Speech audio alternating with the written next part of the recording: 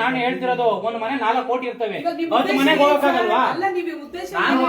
ಉದ್ದೇಶ ಅಲ್ಲ, ನೀವು ಪ್ರತಿ ಮನೆಗೂ ಭೇಟಿ ಕೊಡಿ ಅಂತ ಒಂದು ಮಂತಕ್ಕೂ ಹೋಗಿ ನೀವು ಇವಂದು ಇಲ್ಲಿ ಓಟ್ ಐತಾ, ಇವ್ರ ಮಗಳು ಇಲ್ಲ, ಅವ್ರ ಇನ್ನ ಮದ್ವೆಗೆ ಹೋಗವ್ರ ಇಲ್ವಾ ಅಂತ ತಿಳ್ಕೊಂಡು ನೀವು ಮಾಡ್ಬೇಕು. ನೀವು ಅವ್ನ್ ಬಂದ ಅಂತ ಅನ್ಬಿಟ್ಟು 4 ಅಪ್ಲಿಕೇಶನ್ ಕೊಟ್ಟು ಕಳ್ಸ್ಬಿಟ್ರೆ ನೀವು ಅವ್ನಿಗೆ. ಸರ್ ಇವಾಗ ಯಾವ್ದು ಅಧ್ಯಕ್ಷ ಆಗಿರೋ ನಾನು ಒಂದು ತಗೊಂಡಿಲ್ಲ 2002 ಮಾಹಿತಿ ಕೊಟ್ಟಿಲ್ಲ. ಫುಲ್ ಎಲ್ಲ ಪಟ್ಟಿ ಆದ್ರೆ ನಮಗೆ ಡಿಸ್ಟ್ರಿಬ್ಯೂಷನ್ ಮಾಡ್ಕೊಂಡೆ ನೀವು ಆಮೇಲೆ ಫೈನಲ್ ಮಾಡ್ಬೇಕು.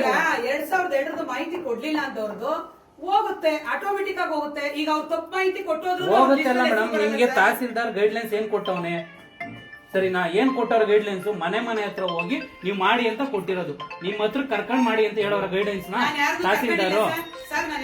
ಮತ್ತೆ ಯಾಕೆ ಬಂದಾರ ಇವರು?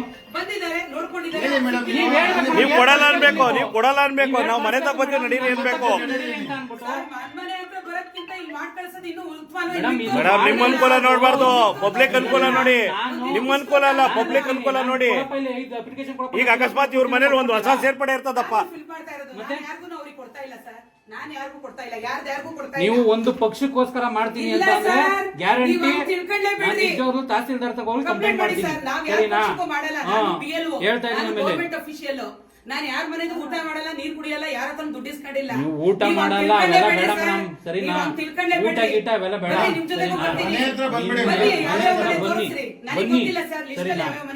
ಬನ್ನಿ ತೋರಿಸ್ತೀವಿ. ನೀವು ಬರ್ಬೇಕು ಮೇಡಮ್, ಪ್ರತಿ ಮನೆಗೂ ಭೇಟಿ ಕೊಡ್ಬೇಕು.